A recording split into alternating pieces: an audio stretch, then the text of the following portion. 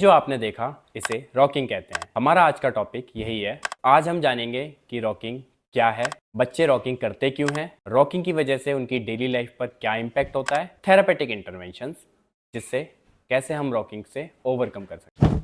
Rocking is a repetitive rhythmic motion जिसमें body का back and forth या side to side motion involve होता है। रॉकिंग का फिजियोलॉजिकल बेसिस ये है कि ये हमारे वेस्टिबुलर सिस्टम को स्टिमुलेट करता है जो कि लोकेटेड है हमारे इनर ईयर में और जो रिस्पॉन्सिबल है हमारे बैलेंस, कोऑर्डिनेशन, स्पेशल ओरिएंटेशन को डिटेक्ट करने के लिए। रॉकिंग का बिहेवियरल बेसिस ये है, it serves as a way for them to calm themselves. किसी भी स्ट्रेसफुल या एंशियस सिचुएशन में रॉकिंग से काम फील होता है। So the question is why does child rock? बच्चे रॉकिंग करते क्यों हैं? तो इसके कई सारे रीजंस हैं जिसमें पहला रीजन है सेंसरी प्रोसेसिंग एंड रेगुलेशन। अब इसमें सेंसरी प्रोसेसिंग एंड रेगुलेशन दो रीजंस की वजह से हो सकता है, या तो वेस्टिबुलर इनपुट की वजह से या प्रोप्रिसेप्टिव इनपुट की वजह से। तो हम पहले जानते हैं vestibular input. Rocking vestibular stimulation provide करता है जो कि बच्चे के मूवमेंट करने से होता है और इसको प्रोसेस करता है हमारा इनर ईयर। ऐसा करने से बच्चे अपने आप को स्टेबल एंड बैलेंस फील करते हैं। इस वजह से कुछ बच्चे ऐसा करते हैं।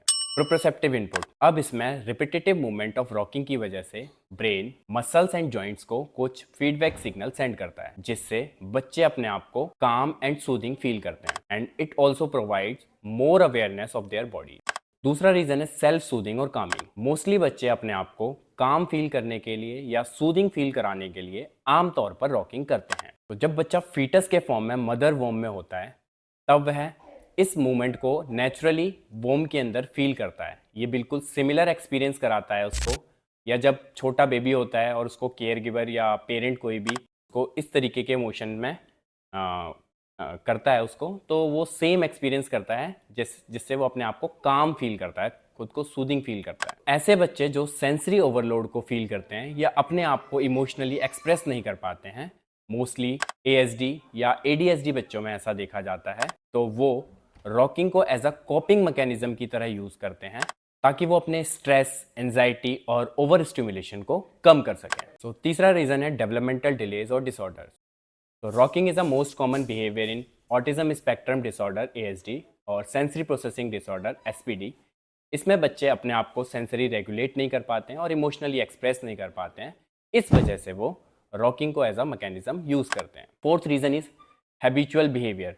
कुछ बच्चे रॉकिंग को एज अ बिहेवियर की तरह डेवलप कर लेते हैं। स्पेशली ये उस कंडीशंस में करते हैं जब उनको इस चीज़ से कंफर्ट फील होता हो, या कोई ऐसी सिचुएशन हो जिसमें वो स्ट्रेसफुल सिचुएशन के अंदर हो, या कोई टास्क ऐसा हो जो उनके लिए चैलेंजिंग हो, जिसको वो करने में असमर्थ हो या उनको डिफ़िकल्टीज हो उस टास्क को करने में। ऐसी सिचुएशन में वो रॉकिंग को एज अ बिहेवियर की तरह डेवलप कर लेते हैं। So now the question is how rocking impact the child in their daily life. Rocking बच्चे के लिए डेली लाइफ में रुकावट का काम कैसे करती है? Point number 1, impact on attention and learning. Excessive rocking की वजह से बच्चे डिस्ट्रैक्ट रहते हैं और वो उनकी अटेंशन एंड लर्निंग को डिस्ट्रैक्ट करता है। Point number 2, impact on sleep patterns. Rocking can interfere with sleep routines if it become a reliance for them to coming down और falling asleep। Point number 3, daily task and activities. Rocking कई सारी daily routine activities को interrupt करता है, जैसे reading, writing, eating, playing, specially if the child is overly reliant on it during stressful situations. Point number 4, impact on social interactions. Rocking की वजह से कई बार बच्चों को अपने पीयर ग्रुप के साथ सोशल इंटरेक्शन बनाने में दिक्कतें होती हैं क्योंकि बच्चे उनको बाकी दूसरे बच्चों की तरह एक्सेप्ट करने से कतराते हैं।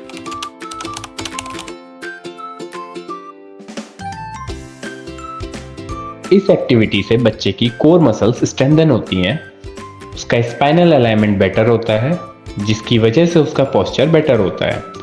साथ ही एक्टिविटी वेस्टिबुलर इनपुट को रेगुलेट करती है जो कि हेल्पफुल है इनवॉलेंटरी रॉकिंग मूवमेंट्स को कम करने में।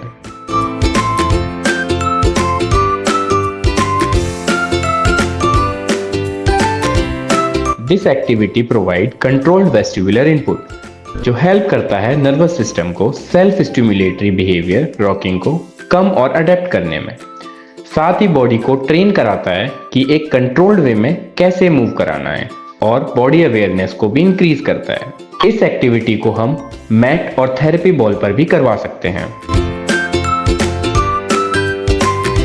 This activity improves core stability and postural control. साथ ही ये प्रोप्रोसेप्टिव सेंसरी इनपुट को भी एनहेंस करती है, जो प्रोवाइड करता है ग्राउंडिंग सेंसेशंस को, जो कि हेल्पफुल है सेल्फ स्टिमुलेटरी मूवमेंट रॉकिंग को रिड्यूस करने में। इस एक्टिविटी को करने में रिक्वायरमेंट होती है कंट्रोल्ड वेट शिफ्ट की, प्रॉपर फुट प्लेसमेंट और एक गुड हैंड आई कोऑर्डिनेशन की, जो कि हेल्प करता है बॉडी को स्टेडी एंड इंटेंशनल मूवमेंट करने में, और साथ ही प्रमोट करता है बायलेटरल कोऑर्डिनेशन और मोटर प्लानिंग को भी।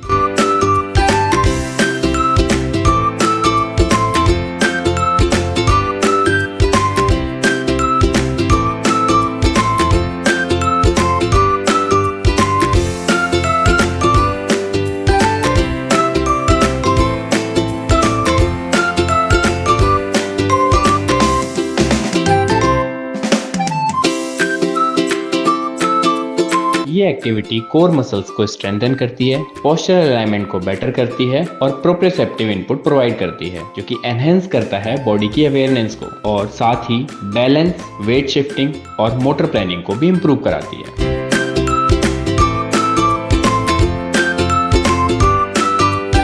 This activity provides deep proprioceptive input, जो कि हमारे नर्वस सिस्टम को काम डाउन करता है and reduce the need for rocking.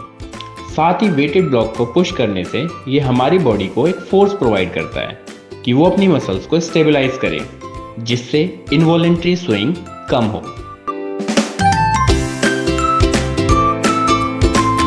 ये एक्टिविटी कई मायनों से बच्चे के लिए हेल्पफुल है। ये कोर मसल्स पर काम करती है और बच्चे के पोस्चर को बेटर करती है, बच्चों को प्रोप्रियोसेप्टिव इनपुट प्रोवाइड करती है, जो कि उनकी सेंसरी नीड्स को रेगुलेट करने में हेल्पफुल है, बायलेटरल कोऑर्डिनेशन और मोटर प्लानिंग को भी एनहेंस करती है। This activity encourages the body to maintain a stable position by reinforcing controlled movement patterns. तो आज हमने जाना ASD के एक मोस्ट कॉमन सिम्टम रॉकिंग के बारे में, जिसमें हमने बात की रॉकिंग क्या है, उसके रीजंस और उसका इम्पैक्ट। साथ ही साथ हमने देखा कि रॉकिंग को ओवरकम करने के लिए कौन सी एक्टिविटीज हेल्पफुल है। आई होप आपके लिए हमारा वीडियो हेल्पफुल होगा, बट बच्चे के बेटर डेवलपमेंट के लिए एक प्रॉपर गाइडेंस बहुत जरूरी है। तो इस तरह के सिम्टम्स दिखने पर अपने OT थेरेपिस्ट से कंसल्ट जरूर करें। This is Himanshu Pathak, occupational therapist and aquatic trainer from creative minds, Lucknow. धन्यवाद।